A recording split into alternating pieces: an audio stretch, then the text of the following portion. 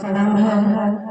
मेरे प्रणाम को स्वीकार करते हुए साहब दीदी आइए, ये आपका मंच है साहब, आइए अपने मंच के भार संभालिए और अपना चर्चा भोजन कराइए।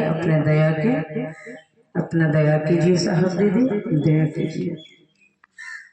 आइए, बड़ी सुंदर, आज बड़ी सौभाग्य की बात है कि आज हम लोग इस खोरी गांव में, खोर गांव में गुरु के चर्चा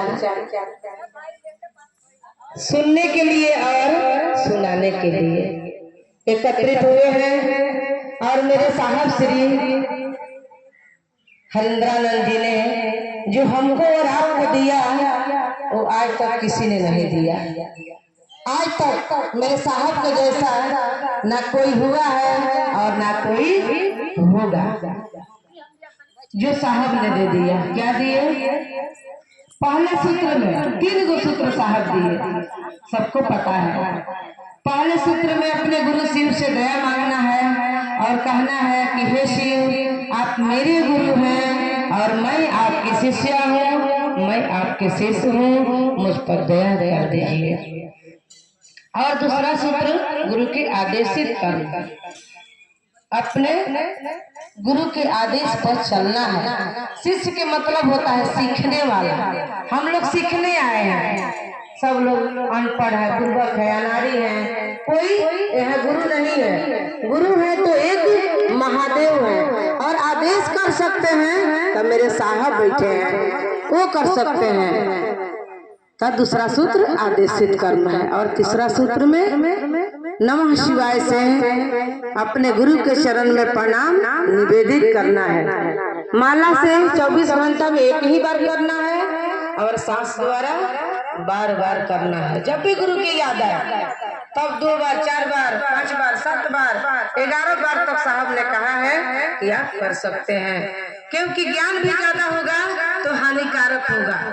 इसीलिए ज्ञान भी सीमित ही रहना चाहिए, क्योंकि हम लोग के अंदर उतना शक्ति नहीं है। क्योंकि शक्ति के धारण करने के लिए वैसा पात्र होना चाहिए जैसा मेरे साहब थे कि शिव के ऊर्जा को बर्दाश्त कर लिए और थोड़ा थोड़ा करके हमारे और आपके बीच में भेज दिए। बड़ी सुंदर। साहब के घर में साहब एक मछली पोसे थे, खूब बड़ी सी मछली।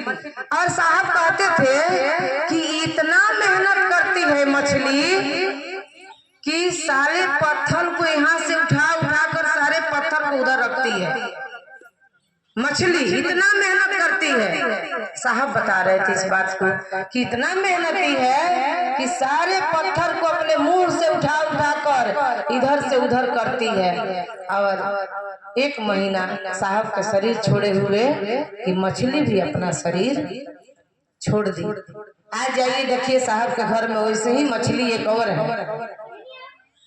उनके बेटा बहू ने वैसे ही मछली खरीद के वही मछली ला करके उस शीशा में रख दिए हैं। अब बताइए, इस पर विचार कीजिए। मछली की बात नहीं है, विचार कीजिएगा कि एक मछली मेरे साहब के बात को समझ गई। क्या थी वो मछली कि साहब के जाने के बाद, साहब के सोच में, साहब के वियोग में वो भी अपना शरीर त्याग दी और चली गई। पटना में साहब रहते थे। एक चिमटा आ रहा था और चर्चा हो रहा था और साहब उसको मार दिए। फिर एक चिमटा आने लगा। साहब बोले कि अगर तुम भी नहीं जाओगे लौट के तब तुम्हारा भी वही हाल होगा जो उस चिमटा का हुआ है। तो वो चिमटा लौट गया। बताइए, एक चिमटा समझ गया, एक मक्खी समझ गई, एक जानवर समझ गया उस साहब श्री हरिंद्रानंद को कि वो क्या थे। आज मेरे साहब के नाम लेने में गुरु भाई गुरु बहन का जीव लड़खड़ाता है। क्षेत्रों में जाता है तो साहब का नाम नहीं लेता है। बहुत ऐसे गुरु भाई गुरु बहन है जो अपना अनुभूति कहता है, अपना बात कहता है, मेरे साहब के बात नहीं कहता है। जो इतना सुंदर चीज दिए, जो इतना अच्छा हम लोगों को शिव का सीता दिए जो कोई नहीं दिया था। किसी ने पूछा दीदी बरखा आनंद से कि आप तो सनातनी हैं, और महादेव के शिष्य भी हैं। आप बताइए आप किसको मानती हैं?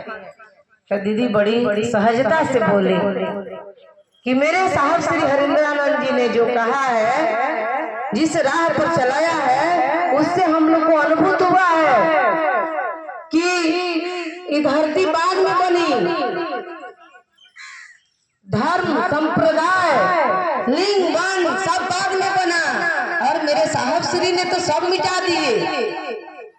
हम सनातनी हैं, हम महादेव के शिष्य भी हैं, लेकिन मेरे साहब ने कहा कि शिव के शिष्यता में कोई भेदभाव नहीं है, शिव भी संगतियों में संगति की स्थापना करते हैं, सबको एक में करते हैं। जब समुद्र मंथन हुआ तो अमृत भी निकला और विष भी निकला।